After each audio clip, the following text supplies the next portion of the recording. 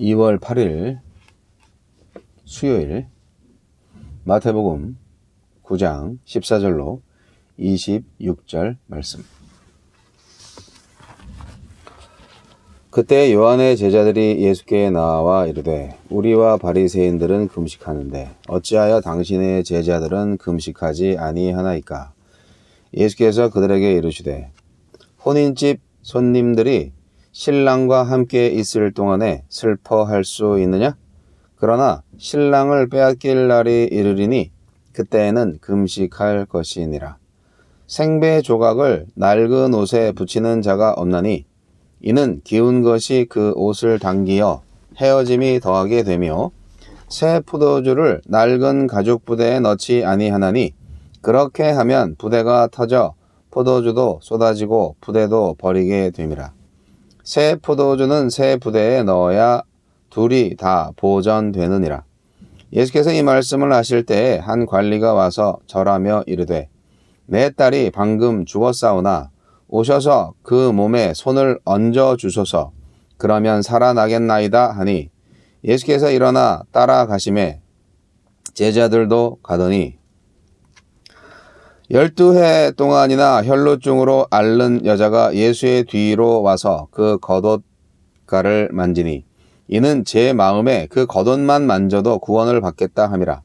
예수께서 돌이켜 그를 보시며 이르시되 딸아 안심하라.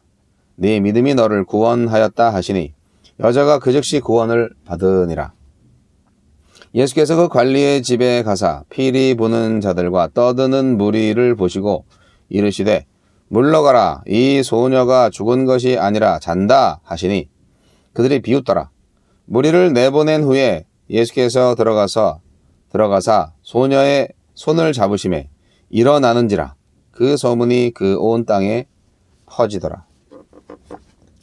예수님께만 다도. 아버지의 믿음이 죽은 딸을 살리고 혈류병 걸린 여인의 믿음이 그를 딸로 부름받게 합니다. 두 딸 모두 예수님께만 닿아도 낫겠다라는 믿음으로 회복되었습니다. 예수님은 어떤 분입니까? 신랑 되신 메시아 예수께서 신부인 자기 백성을 용서하시고 새 언약의 관계를 맺는 시대가 이미 도래했습니다. 그러니 혼인집 손님들인 제자들이 금식하지 않고 잔치를 흥겹게 즐기는 것이 마땅합니다. 하지만 제자들이 금식할 날이 올 것인데 신랑을 잃을 때, 즉 예수님이 십자가에 달려 돌아가실 때입니다. 하지만 주님은 부활하실 것이니 그 슬픔도 오래가지는 않을 것입니다. 여전히 완전한 구원의 날까지 우리에겐 죄로 인한 애통의 금식이 필요하지만 우리의 삶이 우리 가운데 이미 와 계신 신랑으로 인해 기쁨이 가득한 예배가 되게 합시다. 새 시대를 여셨습니다. 그러니 율법이나 유대교의 종교체제로는 역동적인 새 시대를 담을 수 없습니다. 내게 익숙한 것만을 고집하다가 성령의 자유로운 역사를 가로막는 형식뿐인 신앙이 되지 않도록 주의합시다. 죽은 딸에게 손을 얹어 살려달라는 아비가 예수님께 나옵니다. 이미 죽은 사람을 살려달라는 것은 말이 안 되는 간청이지만 예수님은 가능성의 유무로 움직이지 않으시고 예수님의 손에만 닿아도 낫겠다라는 믿음만 보십니다. 우리는 예수님에게 이 믿음으로 나아갑니까? 합당한 논리와 가능한 전략을 들어야만 움직이는 건 아닙니까? 혈루증 앓는 여인과 접촉하는 것은 부정으로 여겨졌지만 예수님의 겉옷자락에만 닿아도 낫겠다라는 여인의 믿음만 보십니다. 기나긴 병으로 누구 하나 연결됨이 없이 소외된 여인을 딸이라 부르시며 그 여인이 하나님 아버지의 마음과 연결되어 있음을 상기시켜 주십니다. 하나님 아버지의 딸이라는 정체성을 회복하는 것, 그것이 곧 구원입니다. 율법에서는 시신에 손을 대면 부정해진다고 규정하지만 예수님은 관리의 딸을 자는 것으로 여기시고 손을 잡아 일으키십니다. 딸의 아버지는 믿음이라는 새 부대로 나아갔고 딸을 다시 얻는 기쁨으로 충만해집니다. 예수님은 은혜와 구원의 시대를 여셨습니다.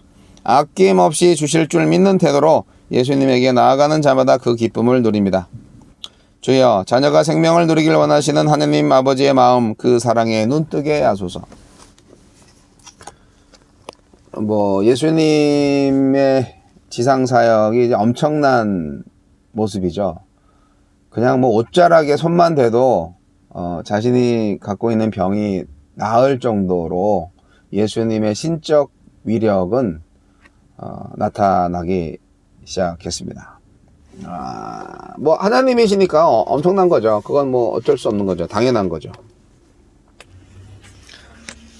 근데 이제 이 오늘 본문 말씀에서 바리새인들과 요한의 세례요한, 침례 요한의 제자들이 질문하는 걸로 시작을 하잖아요. 그 질문이 뭐냐면 왜 예수님 제자들은 금식 안 하냐고. 그 당시에 신앙이 좋았던 사람들은 일주일에 2번씩 막 금식하고 이런 거를 굉장히 신앙 좋은 종교적인 습관으로 생각을 했던 것 같아요. 근데 금식을 안 하면 정말 신앙생활 제대로 안 하는 것처럼 그렇게 느꼈던 것 같아요.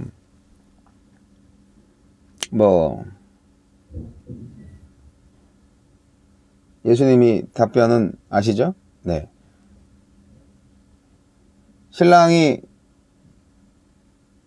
혼인잔치에 있는데 잔치집에서 금식할 일이 있겠냐? 그러나 신랑을 빼앗길 날이 올 거니까 그때 금식할 거다. 물론 이 말의 의미를 이 당시 사람들은 몰랐겠지만 이야기의 처음과 나중을 알고 있는 우리들 입장에서는 고개를 끄덕끄덕 할 수밖에 없죠. 하나님의 나라는요, 새 시대를 가져옵니다. 금식은 유익하지요. 그러나 지금은 금식의 시대가 아니라 신랑 예수와 함께 먹고 마실 희락의 시대인 것이죠. 선지자들이 고대하는 그날이 왔기 때문입니다. 죄인들이 용서받는 시대입니다. 음란한 신부를 용납한 신랑 예수가 온 겁니다. 네, 그렇습니다. 우상숭배한 이 신부, 음란한 신부. 이제 머지않아서 이 메시아 신랑이 고난받을 날이 오겠죠? 그러면은 그때 울면 됩니다. 하지만 지금은 그분의 임재를 누려야 할 때입니다. 그렇죠. 자, 오늘날 우리가 21세기를 살고 있는 우리는 울어야 할 고통의 시대이면서도 동시에 누려야 할 기쁨이 공존하는 시대예요. 이미 주신 예수님의 회복의 은총과 앞으로 있을 온전한 날을 소망하면 기뻐할 수 있죠. 네. 예수님의 고난을 생각하면 울고 예수님의 부활을 생각하면 기뻐합니다.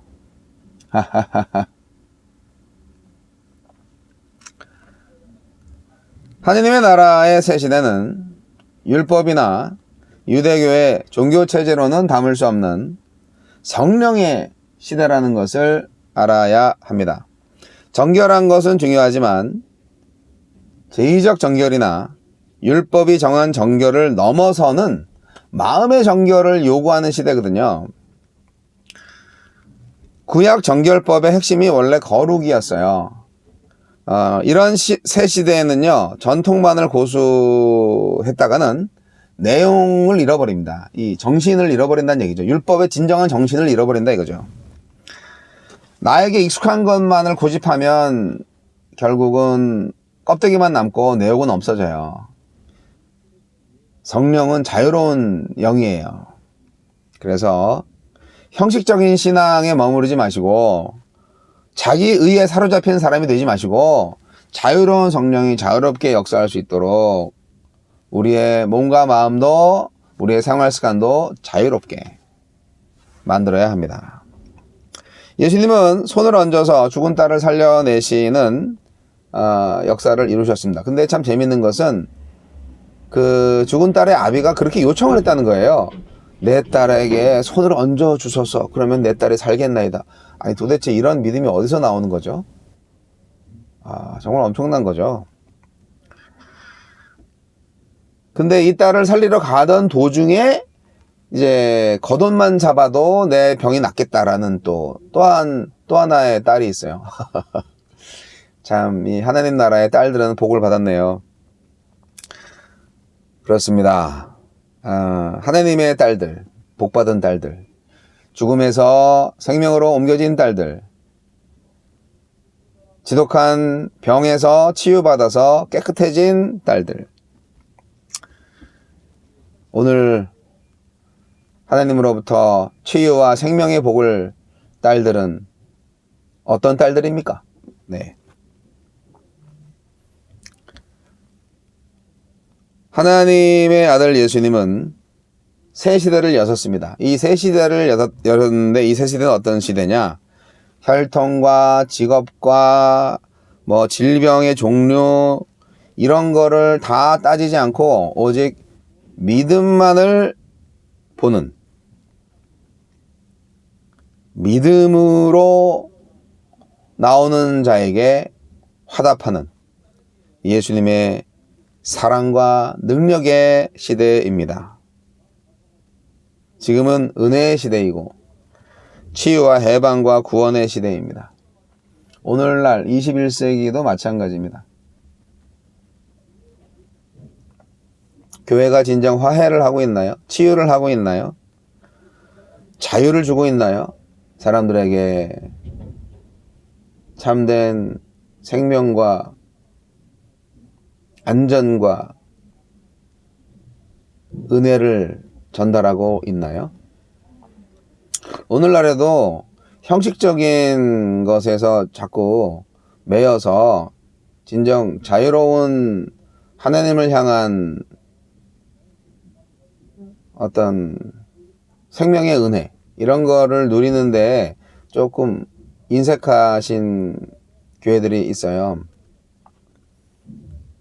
특히 우리 한국 사람들은 이제 체면 중심이라서 하나님의 영은 우리 마음 속에 진실한 믿음을 보십니다.